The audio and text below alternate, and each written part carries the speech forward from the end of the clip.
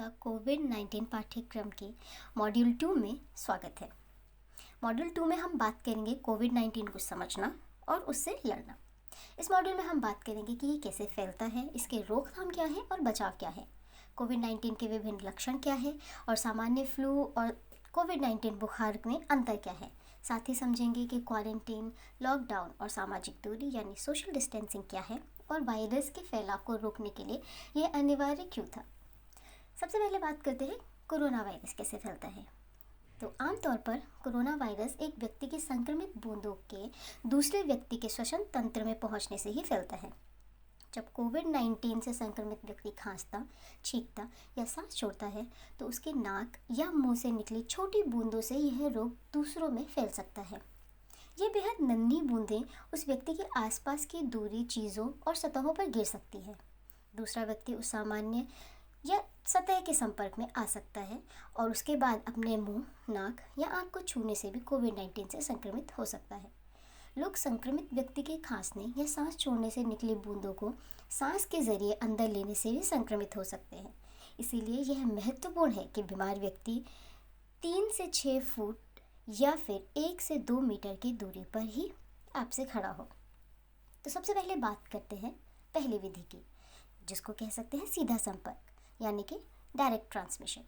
जैसे कि चित्र से प्रस्तुत होता है कि इस विधि में जब किसी संक्रमित व्यक्ति के साथ लोग सीधे या निकट संपर्क जो कि 1 मीटर से कम होता है उस दौरान आते हैं तो वह लोग कोविड-19 के संक्रमण में आ सकते हैं, क्योंकि वायरस उनके मुंह, नाक या आंखों में छोटी बूंदों के माध्यम से भी जा सकता है।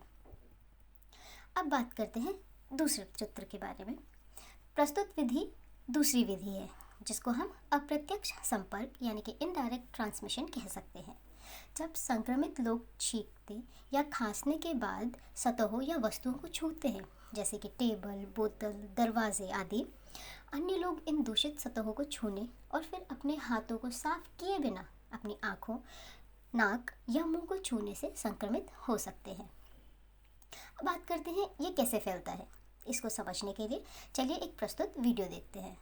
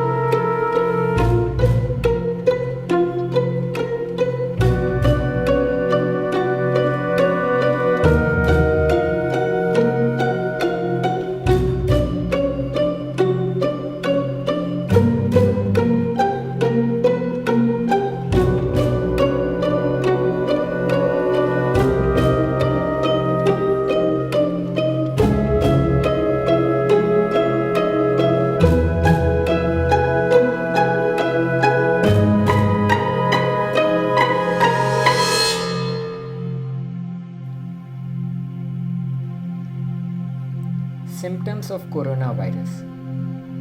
First one, you will observe signs of infection, including fever with above 100.4 degree Fahrenheit temperature, cough, shortness अब of बात करते हैं कोरोना वायरस के लक्षणों के बारे में।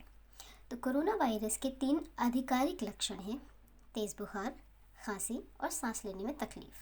कुछ अन्य लक्षण हैं जैसे स्वाद या गंध की पहचान का जाना या मांसपेशियों में दर्द।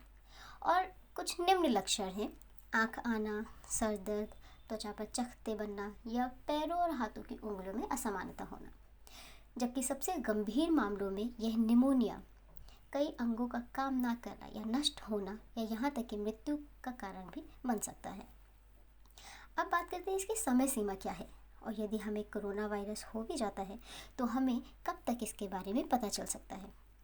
संक्रमण में आए व्यक्ति के लक्षणों की समय सीमा 1 से 14 दिनों के अंदर सीमित होती है। हालांकि ज़्यादातर लोगों में लक्षण 5 से 6 दिन के अंदर पता चल जाते हैं, जबकि अधिकांश लोग स्पर्शोन्मुख हो सकते हैं, मतलब उनके शरीर के अंदर वायरस हो सकते हैं लेकिन कोई बाहरी लक्षण नहीं दिखते। अभी तक कोई भी ऐसा प्रमाण नहीं मिला है जिससे ये कहा जा सके कि स्पर्शोन्मुख लोग इस वायरस को फैला सकते हैं। आइए वायरस के कुछ कारण और लक्षण समझने के लिए प्रस्तुत वीडियो देखें।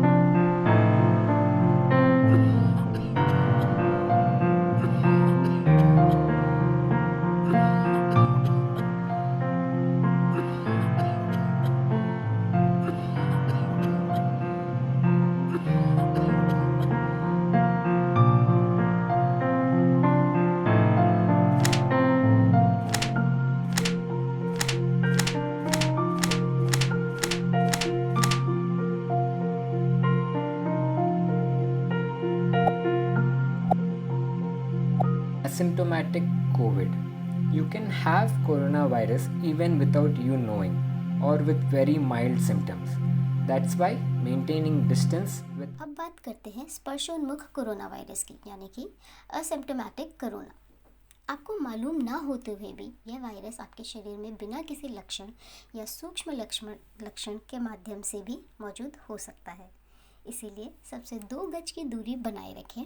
खांसते या छींकते वक्त मुंह को ढकें और बाहर से आए व्यक्ति से दूरी बनाए रखें तथा उन्हें क्वारंटीन होने की सलाह दें। अब बात करते हैं स्व अलगाव यानी कि सेल्फ आइसोलेशन, क्वारंटीन और सामाजिक दूरी के बीच का अंतर। बीमार लोगों या वायरस से संक्रमित व्यक्ति से संपर्क में आए लोगों को बाकियों से अलग करना ताकि स्वास्थ्य परिवर्तन का निरीक्षण कर सकें, क्वारंटीन कहलाता है। इसमें 14 दिनों के लिए घर पर रहना आवश्यक है।